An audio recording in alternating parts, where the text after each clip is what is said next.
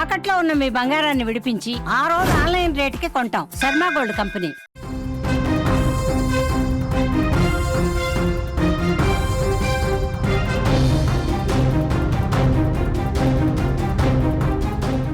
ఎప్పుడు చూడని విధంగా గతంలో జరగని విధంగా పిఠాపురంలో జనసేన ఆవిర్భావ సభ ఘనంగా జరగబోతోంది. పార్టీ ఆవిర్భావ సభను నిర్వహించడానికి కావాల్సిన ఏర్పాట్లన్నీ పూర్తయ్యాయి.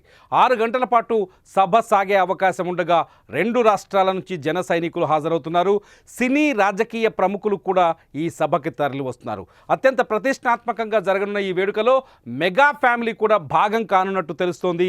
జనసేన ప్లీనరీకి మెగా కుటుంబం నుంచి ప్రముఖులు వస్తారనే సమాచారం ఉంది.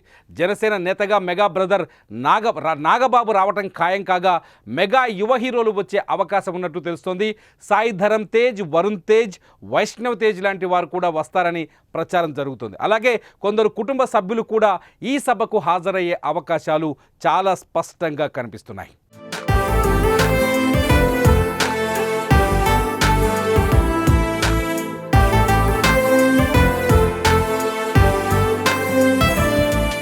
రాజకీయాల్లోకి వచ్చాక పవన్ కళ్యాణ్కు కుటుంబం అండగా నిలిచింది.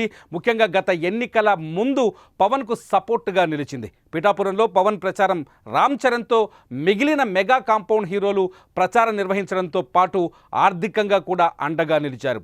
చిరంజీవి జనసేన పార్టీకి 5 కోట్ల రూపాయల విరాళం అందజేశారు. హీరో వరుణ్ తేజ్ 10 లక్షల రూపాయలు, మేనల్లుడు సాయి తేజ్ 10 లక్షల రూపాయలు, వైష్ణవ్ తేజ్, నిహారిక కొనెదెల చెరో 5 లక్షల రూపాయల చొప్పున విరాళాలు అందజేశారు. అంతేకాదు ఆరెంజ్ రిలీజ్ కలెక్షన్లను కూడా జనసేనకు విరాళంగా ఇచ్చి సపోర్టుగా నిలిచారు. అంతకంటే ముందే 2022లో పవన్ రైతు భరోసా యాత్ర కోసం అతడి మాతృమూర్తి అంజనాదేవి 1.5 లక్షల విరాళం అందజేశారు. అలాగే పార్టీకి 1 లక్ష రూపాయల విరాళం ఇచ్చారు ఆవిడ.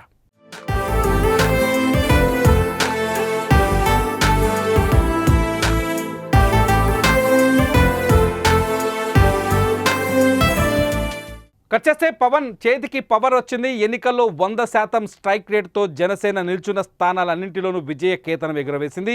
గెలిచాక మొదటిసారి ఈ ఆవిర్భావ సభను నిర్వహిస్తుండడంతో పెద్ద ఎత్తున ప్లాన్ చేశారు. ఈ నేపథ్యంలోనే జయకేతనం సభలో కష్టకాలంలో పవన్కు అండగా నిలిచిన మెగా ఫ్యామిలీ కూడా పాల్గొంటారని తెలుస్తోంది.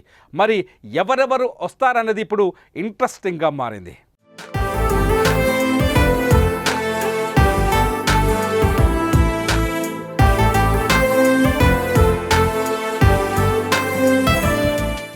మరోవైపు పవన్ కళ్యాణ్ తనయుడు అకిరానందన్ లైవ్ పర్ఫార్మెన్స్ ఇవ్వబోతున్నట్టు సమాచారం.